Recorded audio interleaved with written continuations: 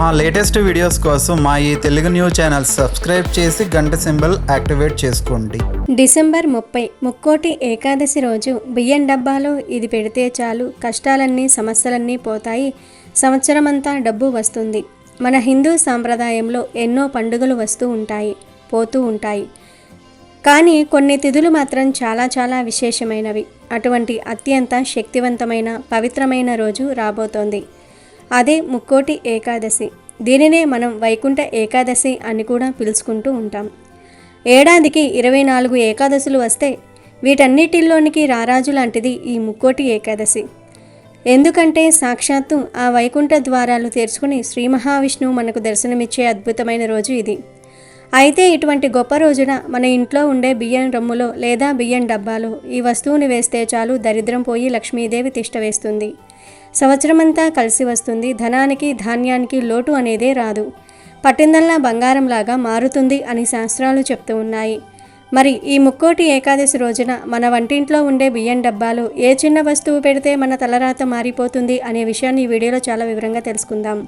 అంతేకాదు ముక్కోటి ఏకాదశి రోజు ఎటువంటి పొరపాట్లు అస్సలు చేయకూడదు, ఎటువంటి ప్రదేశాలకు వెళ్ళకూడదు అనే విషయాన్ని కూడా ఈ వీడియోలో తెలుసుకుందాం. ఫ్రెండ్స్, ఈ వీడియోని ఎక్కడా స్కిప్ చేయకుండా చివరి వరకు చూడండి. ఎందుకంటే ఇందులో చెప్పే ప్రతి మాట కూడా మీ జీవితాన్ని మార్చేదే. అసలు విషయంలోనికి వెళ్లే ముందు దయచేసి ఈ వీడియోకి ఒక లైక్ చేయండి. అలాగే మనందరికీ ఆ శ్రీమన్నారాయణుడి అనుగ్రహం కలగాలని కామెంట్ బాక్స్లో శ్రీమన్నారాయణ అని తప్పకుండా కామెంట్ చేయండి. అసలు మన ఇంట్లో లక్ష్మీదేవి ఎక్కడ ఉంటుంది అనే విషయం గురించి మాట్లాడుకుందాము. చాలామంది దేవుడి గదిలో లక్ష్మీదేవి ఉంటుంది అనుకుంటారు, బీరువాలో ఉంటుంది అనుకుంటారు. కానీ నిజానికి లక్ష్మీదేవి స్థిర నివాసం ఉండేది మన వంటింట్లో, అందులోనూ ముఖ్యంగా మనం బియ్యం నిల్వ చేసే డబ్బాలో. అవును, అన్నం పరబ్రహ్మ స్వరూపం అంటారు. అటువంటి అన్నానికి మూలమైన బియ్యం అంటే సాక్షాత్తు అన్నపూర్ణదేవే, అంటే లక్ష్మీ స్వరూపమే కదా. మనం చాలా సందర్భాల్లో చూస్తూ ఉంటాం, మన పెద్దవాళ్ళు బియ్యం డబ్బా ఖాళీ అయిపోతే బియ్యం అయిపోయాయి అని అననిచ్చేవారు కాదు, బియ్యం నిండుకున్నాయి అని చెప్పమనేవారు. ఎందుకంటే ఆ డబ్బా ఎప్పుడూ కలకలలాడుతూ ఉండాలి. ఈ మధ్యకాలంలో మనం బియ్యం డబ్బాను చాలా అశ్రద్ధ చేస్తూ ఉన్నాం. ప్లాస్టిక్ డబ్బాలో పోసేస్తూ ఉన్నాం, ఎక్కడ పడితే అక్కడ పడేస్తూ ఉన్నాం. కానీ మీరు గమనించండి, పూర్వం రోజుల్లో బియ్యం నిల్వ చేయడానికి పెద్ద గాదెలు ఉండేవి, లేదా మట్టి కుండలు, ఇత్తడి పాత్రలు వాడేవారు. ఆ బియ్యం డబ్బాను ఎంతో పవిత్రంగా చూసుకునేవారు. ఈరోజు మనం తెలుసుకోవాల్సిన అసలు సిసలు విషయం ఇదే. మీ ఇంట్లో ఆర్థిక సమస్యలు ఉన్నాయా? చేతిలో చిల్లిగవ్వ నిలవటం లేదా? అయితే ముందు మీ బియ్యం డబ్బా పరిస్థితిని గమనించండి. చాలామంది ఇళ్లల్లో బియ్యం డబ్బాలో పురుగులు పట్టి ఉంటాయి, లేదా అడుగున దుమ్ము పేరుకుపోయి ఉంటుంది. బియ్యం డబ్బా చుట్టూ బూజులు పట్టి ఉంటాయి. కానీ అలా బియ్యం డబ్బా దుమ్ము ధూళితో ఉండకూడదు. అది దరిద్రానికి సంకేతం. మనం ఎప్పుడైతే బియ్యాన్ని గౌరవిస్తామో అప్పుడే ఆ తల్లి మన ఇంట్లో కనకవర్షం కురిపిస్తుంది. బియ్యం డబ్బా అనేది మన ఇంటికి అక్షయ పాత్ర లాంటిది. దాని విషయంలో మనం పాటించాల్సిన నియమాలు చాలా ఉన్నాయి. ముందుగా ఎప్పుడూ కూడా బియ్యం డబ్బాను నేల మీద డైరెక్ట్గా పెట్టకండి. దాని కింద ఒక పేపర్ కానీ ప్లాస్టిక్ కవర్ కానీ వేసి దాని మీద డబ్బా పెట్టాలి. ఎందుకంటే లక్ష్మీదేవిని నేల మీద పెడితే అగౌరవపరిచినట్లే. అలాగే మనం బియ్యం డబ్బాలో ఎప్పుడూ కూడా మనం అన్నం వండుకోవడానికి బియ్యం తీసే గ్లాసు లేదా తవ్వ ఉంటుంది కదా, దాన్ని లోపలే వదిలివేయకూడదు. బియ్యం తీసిన వెంటనే ఆ గ్లాసును బయట పెట్టాలి తప్ప బియ్యంలో పూడ్చి పెట్టకూడదు. ఇది చాలా చిన్న విషయంలా అనిపించవచ్చు, కానీ వాస్తురీత్యా మరియు ఆధ్యాత్మిక రీత్యా ఇది చాలా పెద్ద దోషం. ఇంకొక ముఖ్యమైన విషయం ఏమిటంటే చీకట్లో ఎప్పుడూ బియ్యం తీయకూడదు. సాయంత్రం దీపారాధన అయ్యాక బియ్యం డబ్బాలో చెయ్యి పెట్టకూడదు అని మన పెద్దలు అందుకే చెప్తూ ఉంటారు.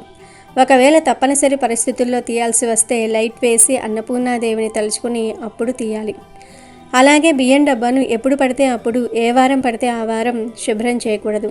శుక్రవారం నాడు, మంగళవారం నాడు బియ్యం డబ్బాను పూర్తిగా ఖాళీ చేసి కడగటం లాంటివి చేయకూడదు. ఏదైనా గురువారం కానీ బుధవారం కానీ చూసుకుని శుభ్రం చేసుకోవాలి. ఇంకో రహస్యం ఏమిటంటే మనం బియ్యం డబ్బాలో ఎప్పుడూ ఒకే రకమైన బియ్యం మాత్రమే ఉంచాలి. అంటే పాత బియ్యం అయిపోకుండానే కొత్త బియ్యం తెచ్చి వాటి మీద పోసేస్తూ ఉంటారు చాలామంది. అలా చేయకూడదు. పాతవి పూర్తిగా వాడేసిన తర్వాత డబ్బాను శుభ్రం చేసుకుని దానికి పసుపు కుంకుమ బొట్లు పెట్టి అప్పుడు కొత్త బియ్యం పోయాలి. ఇలా చేయటం వల్ల ఆ ఇంట్లో ధనానికి లోటు అనేదే ఉండదు. ధాన్యం ఎక్కడ ఉంటుందో ధనం అక్కడ ఉంటుంది. మనం ఎంత సంపాదించినా తినడానికి తిండి లేకపోతే ఆ సంపాదన వృధానే కదా. అందుకే మనకు అన్నం పెట్టే ఆ బియ్యం డబ్బాను ఒక దేవతలా పూజించాలి. మీరు ఎప్పుడైనా గమనించారా? మనం ఏదైనా శుభకార్యం జరిగితే అక్షింతలు వేస్తాం. ఎందుకంటే బియ్యం శుభానికి సంకేతం. అటువంటి బియ్యాన్ని మనం నిల్వ చేసే పాత్ర ఎంత శుభ్రంగా ఎంత పవిత్రంగా ఉంటే మన జీవితం అంత బాగుంటుంది. ఇంకా వివరంగా చెప్పాలంటే బియ్యం డబ్బాలో ఎప్పుడూ కూడా పురుగులు పట్టకుండా చూసుకోవాలి. అందుకోసం మనం రకరకాల కెమికల్స్ వాడాల్సిన అవసరం లేదు. మన వంటింట్లో ఉండే సహజమైన వస్తువులైన వేపాకు కానీ ఎండుమిరపకాయలు కానీ బియ్యం డబ్బాలో వేస్తే పురుగు పట్టదు. ఆరోగ్యానికి కూడా మంచిది. ముఖ్యంగా ఈ ముక్కోటి ఏకాదశి లాంటి పర్వదినాల్లో బియ్యం డబ్బాను ఖాళీగా అసలు ఉంచకూడదు. పండుగ వస్తుంది అనగానే 2 రోజుల ముందే డబ్బా నిండా బియ్యం ఉండేలాగా చూసుకోండి. నిండు కుండల ఆ డబ్బా ఉంటే మీ ఇల్లు కూడా సిరి సంపదలతో నిండుగా ఉంటుంది. ఇంకో విషయం ఏమిటంటే మనం అన్నం వండడానికి బియ్యం తీసేటప్పుడు కింద ఒలక్కుండా జాగ్రత్త పడాలి. కాళ్ళ కింద బియ్యం గింజలు నలిగితే అది మహాపాపం. అందుకే బియ్యం డబ్బా దగ్గర చాలా జాగ్రత్తగా ఉండాలి. కొంతమంది ఆడవాళ్ళు స్నానం చేయకుండా అంటుబట్టలతో బియ్యం డబ్బాను ముట్టుకుంటూ ఉంటారు. కానీ అది అస్సలు చేయకూడదు. అన్నపూర్ణాదేవి ఆగ్రహిస్తుంది. మనం ఎంత భక్తితో ఎంత రుచిగా వంట చేస్తామో ఆ వంట మన శరీరానికి అంత శక్తిని ఇస్తుంది. అదేవిధంగా మనం ఎంత పవిత్రంగా బియ్యాన్ని భద్రపరుచుకుంటామో ఆ బియ్యం మనకు అంత ఐశ్వర్యాన్ని ఇస్తుంది. కనీసం వారానికి ఒక్కసారైనా బియ్యం డబ్బాకు నమస్కారం చేసుకోండి. తల్లి, మాకు పట్టెడు అన్నం పెడుతున్నావు, మా కడుపు నింపుతున్నావు, మా ఇల్లు ఎప్పుడూ అలాగే కలకలలాడేలాగా చూడు అని మనస్ఫూర్తిగా దండం పెట్టుకోండి. మీలో మార్పు మీకే తెలుస్తుంది. ఒక చిన్న డబ్బా కదా అని తీసి పారేయకండి. అది మీ ఇంటి ఐశ్వర్య పేటిక. దాన్ని ఎంత బాగా చూసుకుంటే అది మిమ్మల్ని అంత బాగా చూసుకుంటుంది. ఇంకొక ముఖ్య విషయం ఏమిటంటే ఈ ముక్కోటి ఏకాదశి రోజున తప్పనిసరిగా కొన్ని నియమాలు పాటించాలి. ఈ రోజున చేయకూడని పనులు కొన్ని ఉన్నాయి. వాటిని చేస్తే మాత్రం ఉన్న పుణ్యం కూడా పోతుంది. మొదటిది, ఈ రోజున తలస్నానం విషయంలో చాలా జాగ్రత్తగా ఉండాలి. ఈ పవిత్రమైన రోజున తలకు షాంపూ పెట్టి స్నానం అస్సలు చేయకూడదు. అలాగే కుంకుడికాయలు కూడా వాడకూడదు. కేవలం మామూలు నీళ్లతో తలస్నానం చేయాలి లేదా నదీ స్నానం చేయటం ఇంకా ఉత్తమం. అలాగే ఈరోజు చాలా రద్దీగా ఉండే ప్రదేశాలకు, గొడవలు జరిగే చోట్లకు అస్సలు వెళ్ళకూడదు. ఎందుకంటే అక్కడ ఉండే నెగిటివ్ ఎనర్జీ మనకు తగులుతుంది. ఈ రోజున మనం ఎంత ప్రశాంతంగా ఎంత దైవ చింతనలో ఉంటే అంత మంచిది. ముఖ్యంగా గమనించాల్సిన ఇంకొక విషయం ఏమిటంటే ఈరోజు తులసి మొక్క జోలికి అస్సలు వెళ్ళకూడదు. ముక్కోటి ఏకాదశి రోజున తులసి ఆకులను అస్సలు కొయ్యకూడదు. తులసి దళాలు విష్ణువుకు ప్రీతికరమే, కానీ వాటిని ముందు రోజే కోసి పెట్టుకోవాలి తప్ప ఏకాదశి రోజున చెట్టును తాకటం కానీ ఆకులు తెంపడం కానీ మహాపాపం. అలాగే ఈ రోజున ఇంట్లో గొడవలు పడటం, అబద్ధాలు చెప్పటము, ఇతరులను దూషించటం వంటివి చేస్తే మనం చేసిన పూజ అంతా బూడిదలో పోసిన పన్నీరే అవుతుంది. ఈరోజు ఉపవాసం ఉండగలిగితే చాలా మంచిది. ఒకవేళ ఆరోగ్యం సహకరించని వారు పలహారాలు తీసుకోవచ్చు, కానీ అన్నం మాత్రం తినకూడదు. ఉల్లి, వెల్లుల్లి, మసాలాలు ఈరోజు పూర్తిగా మానేయాలి. సాత్విక ఆహారం మాత్రమే తీసుకోవాలి. ఇక ఈరోజు స్త్రీలు చేయవలసిన ఒక అద్భుతమైన పని ఉంది. అదే గోరింతాకు పెట్టుకోవటం. సాధారణంగా ఆషాఢంలో గోరింతాకు పెట్టుకుంటాం, కానీ ఈ ముక్కోటి ఏకాదశి రోజున గోరింతాకు రుబ్బి స్త్రీలు తమ చేతికి పెట్టుకుంటే వారికి దీర్ఘ సుమంగళి యోగం ప్రాప్తిస్తుంది. అంటే భర్త ఆయుష్ పెరుగుతుంది, దాంపత్య అన్యోన్యంగా ఉంటుంది. అంతేకాదు, ఎవరైతే సొంత ఇల్లు లేదా భూములు కొనాలని ప్రయత్నిస్తూ ఉన్నారో వారు ఈరోజు గోరింతాకు పెట్టుకుంటే వారికి భూములు కొనే యోగాలు కలుగుతాయని శాస్త్రం చెప్తోంది. ఆ శ్రీమన్నారాయణుడి చేతిలో ఉండే శంకు చక్రాలు ఎంత పవిత్రమో స్త్రీల చేతికి ఉండే గోరింతాకు కూడా అంత లక్ష్మీప్రదమైనది. అంతేకాదు, ఈ ముక్కోటి ఏకాదశి రోజున మీరు బజారుకు వెళ్ళి ఉప్పును కానీ పసుపును కానీ కొని ఇంటికి తీసుకురండి. మనం మామూలుగా ఎప్పుడు పడితే అప్పుడు సరుకులు తెచ్చుకుంటాం, కానీ ఈ విశేషమైన రోజున గల్లులుప్పు ప్యాకెట్ని కానీ లేదా మంచి పసుపు ప్యాకెట్ని కానీ తెచ్చి దేవుడి దగ్గర పెట్టి ఆ తర్వాత వంటి వంటల్లో వాడటం మొదలు పెడితే ఆ సంవత్సరం అంతా లక్ష్మీదేవి మీ ఇంట్లోనే స్థిర నివాసం ఉంటుంది. ఉప్పు లక్ష్మీ స్వరూపం, పసుపు మంగళకరమైన వస్తువు. ఈ రెండు ఈ పర్వదినాన ఇంటికి రావటం అంటే సాక్షాత్తు ఆ లక్ష్మీనారాయణులు మీ ఇంటికి వచ్చినట్లే లెక్క. కాబట్టి ఈరోజు ఉప్పు ప్యాకెట్ను లేదా పసుపు ప్యాకెట్ను కొని తెచ్చుకోవటం మర్చిపోకండి. కేవలం 10-20 రూపాయలతో పోయేది, కానీ వచ్చే ఫలితం మాత్రం కోట్లల్లో వస్తుంది. డబ్బులు లేక ఇబ్బంది పడేవారు, అప్పుల బాధల్లో ఉన్నవారు ఈ చిన్న పని చేసి చూడండి. మీ ఆర్థిక పరిస్థితుల్లో మార్పు మీకే తెలుస్తుంది. ఇక ఈ ముక్కోటి ఏకాదశి రోజు బియ్యం డబ్బాలు ఇదొక్కటి వేస్తే చాలు ధనం దూసుకు వస్తుంది అని శాస్త్రాలు చెప్తూ ఉన్నాయి. ఈ బియ్యం డబ్బా పరిహారం సామాన్యమైనది కాదు. మన పెద్దలు రహస్యంగా ఆచరించిన ఒక అద్భుతమైన ధన ఆకర్షణ మార్గం. ఇది కేవలం ఒక పూజ కాదు, మన ఇంట్లోకి లక్ష్మీదేవిని శాశ్వతంగా ఆహ్వానించే ఒక గొప్ప ప్రక్రియ. కాబట్టి ఇప్పుడు మనం చెప్పుకోబోయే ప్రతి మాటను, ప్రతి చిన్న విషయాన్ని కూడా చాలా శ్రద్ధగా వినండి. ఎందుకంటే ఇందులో వాడే ప్రతి వస్తువుకు ఒక విశిష్టమైన శక్తి ఉంది. ముందుగా ఈ పరిహారాన్ని ఎప్పుడు చేయాలి అనే విషయం దగ్గర చాలామందికి సందేహాలు వస్తూ ఉంటాయి. దీనికి ఒక ప్రత్యేకమైన సమయం ఉంది. ముక్కోటి ఏకాదశి పర్వదినాన ఈ పరిహారాన్ని చేయాలి. ఈరోజు ఉదయం వైకుంఠ ద్వార దర్శనం చేసుకుని దేవుడి పూజ అంతా అయిపోయిన తర్వాత మధ్యాహ్నం 12 గంటల నుండి రాత్రి 12 గంటల లోపు ఎప్పుడైనా మీరు ఈ పరిహారాన్ని చేసుకోవచ్చు. సాధారణంగా మనం ఏ పని చేసినా ఉదయం పూట చేయాలి అనుకుంటాం. కానీ ఈ విశేషమైన ధన ఆకర్షణ పరిహారానికి మధ్యాహ్నం 12 తర్వాత సమయం చాలా అద్భుతంగా పనిచేస్తుంది. మీరు మధ్యాహ్నం భోజనం అయ్యాకైనా, లేదా సాయంత్రం దీపారాధన సమయంలోనైనా, లేదా రాత్రి పడుకునే ముందు ప్రశాంతంగా ఉన్నప్పుడైనా చేసుకోవచ్చు. ఒక చిన్న విషయం గుర్తుపెట్టుకోండి, ఖచ్చితంగా ఏకాదశి తిథి ఉన్నప్పుడే చేయాలి. ద్వాదశి వచ్చాక చేయకూడదు. ఎందుకంటే ఆ రోజున ఉండే వైబ్రేషన్, ఆ రోజు విశ్వంలో ఉండే కాస్మెటిక్ ఎనర్జీ ఈ పరిహారానికి ప్రాణం పోస్తుంది. ఇక ఈ పరిహారం చేయడానికి మనకు కావలసిన వస్తువుల గురించి మాట్లాడుకుందాము. ఇవి మన వంటింట్లో దొరికే సామాన్యమైన వస్తువులే అనిపించవచ్చు, కానీ తాంత్రిక శాస్త్రం ప్రకారం వీటిని సరైన పద్ధతిలో కలిపితే వాటి శక్తి 1000 రెట్లు పెరుగుతుంది. ముందుగా మీరు సేకరించుకోవాల్సింది ఒక పసుపు రంగు వస్త్రం. ఎందుకు పసుపు రంగు వస్త్రము అంటే, పసుపు అనేది గురుగ్రహానికి సంకేతం. మన జాతకంలో గురుడు బాగుంటేనే చేతిలో డబ్బు నిలుస్తుంది. అంతేకాదు ఆ శ్రీమన్నారాయణుడికి అత్యంత ప్రీతికరమైన రంగు పీతాంబరం అంటే పసుపు రంగు. స్వామి అనుగ్రహం మనకు కలగాలంటే ఆ రంగు వస్త్రం ఉండాల్సిందే. ఈ వస్త్రం మరీ పెద్దది అవసరం లేదు. ఒక అరచేతి రుమాలు సైజులో లేదా ఒక బ్లౌజ్ పీస్ అంత ముక్క ఉన్నా సరిపోతుంది. అయితే ఇది కొత్తది అయితే చాలా మంచిది. ఒకవేళ కొత్తది దొరకపోతే ఇంట్లో ఉన్న పసుపు రంగు బట్టను శుభ్రంగా ఉతికి ఆరబెట్టి దానికి కొంచెం పసుపు నీళ్లు చల్లి శుద్ధి చేసి వాడుకోవచ్చు. కానీ చిరిగిపోయినవి, మాసిపోయినవి మాత్రం అస్సలు వాడకండి. ఎందుకంటే మనం పిలిచేది ధనలక్ష్మిని. ఆమె చాలా శుభ్రతను కోరుకుంటుంది. ఇప్పుడు ఆ పసుపు వస్త్రాన్ని మీ దేవుడి గదిలో దేవుడు ముందు పరచండి. మనసు ప్రశాంతంగా ఉంచుకోండి. ఇప్పుడు మనం ఒక్కొక్క వస్తువును అందులో వేస్తూ మన సంకల్పాన్ని చెప్పుకోవాలి. మొట్టమొదటగా అందులో వేయవలసింది 5 బిర్యానీ ఆకులు. అవును, మన వంటింట్లో వాడే బిర్యానీ ఆకులే. చాలామందికి తెలియని రహస్యం ఏమిటంటే, బిర్యానీ ఆకుకు నెగిటివ్ ఎనర్జీని తీసేసి పాజిటివ్ ఎనర్జీని, ముఖ్యంగా డబ్బును ఆకర్షించే గుణం చాలా ఎక్కువగా ఉంటుంది. మీరు ఎంపిక చేసుకునే ఈ 5 ఆకులు కూడా ఎక్కడా చిరిగిపోకుండా, రంధ్రాలు లేకుండా, కాడలు విరిగిపోకుండా చక్కగా అందంగా ఉండాలి. ఖండించబడిన ఆకులు వాడితే ఫలితం కూడా అలాగే ఉంటుంది. కాబట్టి మంచి ఆకులను ఏరుకుని పెట్టుకోండి. ఆ 5 ఆకులను ఆ పసుపు బట్ట మధ్యలో ఉంచండి. ఆ తరువాత ఆ ఆకులపైన వేయవలసిన రెండవ ముఖ్యమైన వస్తువు ధనియాలు. ధనియాలు అంటే సాక్షాత్తు కుబేరుడి స్వరూపం. గమనిస్తే మనం ధన త్రయోదశి నాడు ఖచ్చితంగా ధనియాలు కొంటాం. ధనియాలు అనే పదంలోనే ధనం ఉంది. ఒక చిన్న విత్తనం భూమిలో పెడితే అది మొలకెత్తి పెరిగి పెద్దదై మళ్ళీ ఎన్నో వేల విత్తనాలను ఎలా ఇస్తుందో, మన దగ్గర ఉన్న డబ్బు కూడా అలాగే వృద్ధి చెందాలని, మన ఇంట్లో ఉన్న సంపద రోజురోజుకు పెరగాలని కోరుకుంటూ గుప్పెడి ధనియాలను తీసుకుని ఆ బిర్యానీ ఆకుల మీద వెయ్యాలి. ఇవి వేసేటప్పుడు నా ఇల్లు ధనధాన్యాలతో తులతూగాలి అని మనసులో బలంగా అనుకోండి. ఈ ధనియాలు మన ఇంట్లో ఉన్న ఆర్థిక స్తబ్దతను పోగొట్టి డబ్బు ప్రవాహం పెరిగేలాగా చేస్తాయి. ఇక మూడవది, లక్ష్మీదేవికి దక్షిణ సమర్పించాలి కదా. అందుకే 11 రూపాయలు వేయాలి. ఎందుకు 11 అంటే, సంఖ్యాశాస్త్రం ప్రకారం 11 అనేది మాస్టర్ నెంబర్. ఇది చాలా శక్తివంతమైనది. అలాగే 1 రూపాయి అనేది మనం ఎప్పుడూ దేవుడికి ఇచ్చే అదనపు గౌరవం. మీరు ఒక 10 రూపాయల నోటు, 1 రూపాయి కాయిన్ వేయవచ్చు, లేదా 11 1 రూపాయి బిళ్ళలు వేయవచ్చు, లేదా 2 5 రూపాయల కాయిన్స్ మరియు 1 రూపాయి కాయిన్ వేయవచ్చు.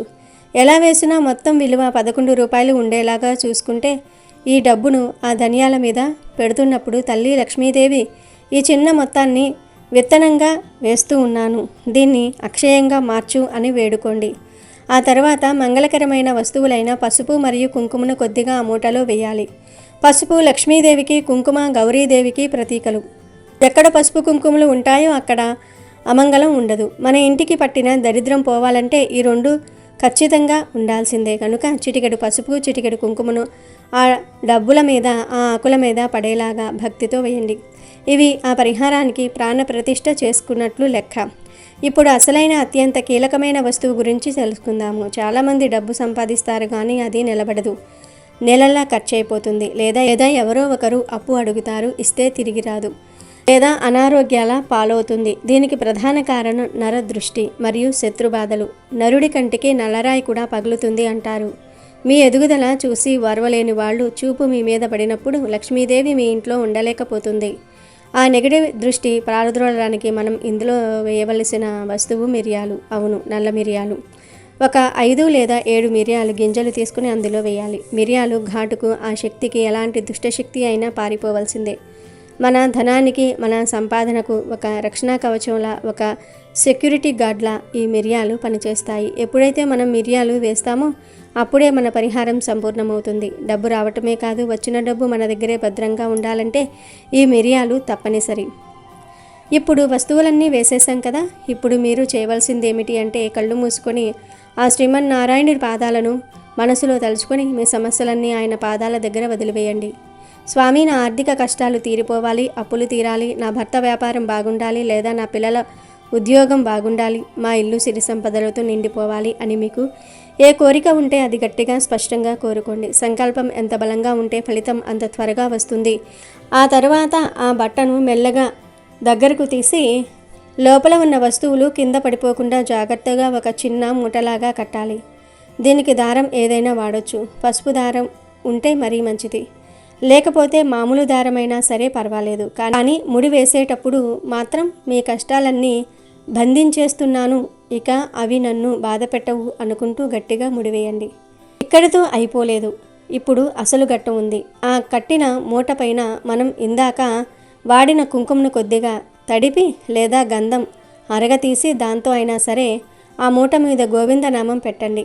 గోవిందనామానికి ఉన్న శక్తి అంతా ఇంత కాదు. ఆపదముక్కులవాడు ఆ గోవిందుడు. ఆ నామం ఆ మూట మీద ఉంటే సాక్షాత్తు ఆ వెంకన్న స్వామి ఆ మూటలో కొలువై ఉన్నట్లే. మనం ద్రౌపది వస్త్రాపహరణం అప్పుడు చూసాం. గోవిందా అని ఒక్క మాట పిలవగానే అక్షయంగా చీరలను ప్రసాదించాడు. ఇప్పుడు కూడా మనం ఆ గోవిందుడినే నమ్ముకొని ఈ పరిహారం చేస్తున్నాం కాబట్టి మన సంపద కూడా అక్షయం అవుతుంది. ఇలా సిద్ధం చేసుకున్న ఆ శక్తివంతమైన మూటను మనం బియ్యం డబ్బాలో పెట్టాలి. అయితే డబ్బా పైన ఊరికే అలా పెట్టేయకూడదు. ఎందుకంటే సంపద ఎప్పుడూ గుప్తంగా ఉండాలి, అంటే రహస్యంగా ఉండాలి. నలుగురికి కనపడేలాగా ఉంటే దాని శక్తి తగ్గిపోతుంది. అందుకే మీ బియ్యం డబ్బాలో చేత్తో కొంచెం లోతుగా గొయ్యిలాగా తీసి ఆ గుంటలో ఈ మూటను పెట్టి దానిపైన మళ్ళీ బియ్యం కప్పేయండి. అంటే ఎవరైనా డబ్బా మూత తీసి చూస్తే పైన బియ్యం మాత్రమే కనిపించాలి, లోపల ఈ మూట ఉన్నట్టు మీ ఒక్కరికి మాత్రమే తెలియాలి. ఇలా బియ్యం లోపల పెట్టడం వల్ల ఒక అద్భుతమైన సైన్స్ జరుగుతుంది. ఆ మూటలో ఉన్న బిర్యానీ ఆకు, ధనియాలు, మిరియాలు, ఆ మంత్రించిన రూపాయి నాణాల శక్తి ఆ బియ్యం గింజలకు పడుతుంది. మనం ప్రతిరోజు ఆ బియ్యాన్ని వండుకొని తిన్నప్పుడు అది అన్నంగా మారి మన రక్తంలో కలుస్తుంది. ఆ పాజిటివ్ ఎనర్జీ మన శరీరంలోనికి, మన మెదడులోనికి వెళ్తుంది. దీనివల్ల మన ఆలోచన విధానం మారుతుంది. బద్ధకం పోతుంది, నిరాశ పోతుంది, నేను సాధించగలను, నేను సంపాదించగలను అనే ఆత్మవిశ్వాసం పెరుగుతుంది. మనకి తెలియకుండానే మనలో ఒక పాజిటివ్ వైబ్రేషన్ వస్తుంది. అదే మనల్ని విజయ తీరాలకు, ధన లాభాల వైపు నడిపిస్తుంది. ఇది చాలా సూక్ష్మమైన విషయం, కానీ చాలా గొప్ప ఫలితాన్ని ఇస్తుంది. మరి ఆ మూటను ఎన్నాళ్ళు ఉంచాలి అనే సందేహం మీకు రావచ్చు. దీన్ని కనీసం ఒక్క మండలం రోజులు, అంటే 41 రోజులు కానీ, లేదా వచ్చే ఏకాదశి వరకు కానీ, లేదా ఒక నెల రోజుల పాటు కానీ ఆ బియ్యం డబ్బాలోనే ఉంచేయండి. మధ్యలో బియ్యం అయిపోతూ ఉంటే కొత్త బియ్యం పోస్తూ ఉండండి తప్ప మూటను తీయకండి. ఒకవేళ బియ్యం తీసేటప్పుడు ఆ మూట చేతికి తగిలితే దాన్ని తీసి పక్కన పెట్టి బియ్యం తీసుకున్న తర్వాత మళ్ళీ లోపల గుప్తంగా పెట్టేయండి. అంతే తప్ప పదే పదే బయటకు తీసి చూడకూడదు. ఒక నెల రోజులు లేదా 41 రోజులు అయిపోయాక ఆ మూటను బయటకు తీసి అందులో ఉన్న 11 రూపాయలను మాత్రం తీసుకుని గుడి హుండీలో వేసుకోండి. అంతేగాని ఆ మూటను మీరు ఖర్చు పెట్టకండి. ఇక మిగిలిన బిర్యానీ ఆకులు, ధనియాలు, మిరియాలు వంటి వాడిన వస్తువులను ఎక్కడైనా పారే నీటిలో కలిపేయండి, లేదా ఎవరూ తొక్కని ప్రదేశంలో ఏదైనా చెట్టు మొదట్లో వేసేయండి. ఆ పసుపు బట్టను శుభ్రంగా ఉతికి మళ్ళీ దేవుడి పనులకు వాడుకోవచ్చు, లేదా తర్వాత ముక్కోటి ఏకాదశికి ఇదే పరిహారం చేయడానికి వాడుకోవచ్చు. ఈ చిన్న పరిహారం చూడడానికి చాలా సామాన్యంగా అనిపించవచ్చు, కానీ దీని వెనుక ఉన్న ఆధ్యాత్మిక శక్తి మాత్రం చాలా గొప్పది. మనం ఎప్పుడైతే ఆ పవిత్రమైన మూటను మన ఇంటి అక్షయ పాత్ర అయిన బియ్యం డబ్బాలో ఉంచుతామో అప్పుడు సాక్షాత్తు ఆ అన్నపూర్ణాదేవి అనుగ్రహం మన కుటుంబంపై సంపూర్ణంగా కలుగుతుంది. ఆ తల్లి చల్లని చూపు మన వంటింటిపై పడితే ఇక ఆ ఇంట్లో ధనానికి ధాన్యానికి ఏ రోజు లోటు అనేదే రాదు. ఎంత ఖర్చు పెట్టినా ఎంత వండుకున్నా బియ్యం డబ్బా ఎప్పుడు నిండు కుండలా కలకలలాడుతూనే ఉంటుంది. మన పెద్దలు ఎప్పుడూ ఇల్లు ధనధాన్యాలతో తులతూగాలి అని దీవిస్తూ ఉంటారు. దాని అర్థం ఇదే. తినడానికి లోటు లేని తిండి, చేతి నిండా డబ్బు ఉండటమే నిజమైన ఐశ్వర్యము. ఈ ముక్కోటి ఏకాదశి నాడు చేసిన ఈ పరిహారం వల్ల మీ ఇల్లు సిరి సంపదలకు నిలయంగా మారుతుంది. ఆకలి బాధలు దరిచేరవు, ఆర్థిక ఇబ్బందులు తొలగిపోతాయి. మీ వంటిల్లు ఎప్పుడూ శుభప్రదంగా లక్ష్మీదేవి నివాసంగా మారుతుంది. కాబట్టి సంపూర్ణ నమ్మకంతో భక్తితో ఈ పని చేయండి. ఆ అన్నపూర్ణాదేవి ఆశీస్సులతో మీ జీవితం సుభిక్షంగా మారుతుంది. మీకు అన్ని శుభాలే జరుగుతాయి. అమెజాన్లో బెస్ట్ డిస్కౌంట్స్ కోసం వీడియో డిస్క్రిప్షన్లో లింకు ఉంది, చూడండి. అలాగే మా టెలిగ్రామ్ ఛానల్ సబ్స్క్రైబ్ చేసుకోండి.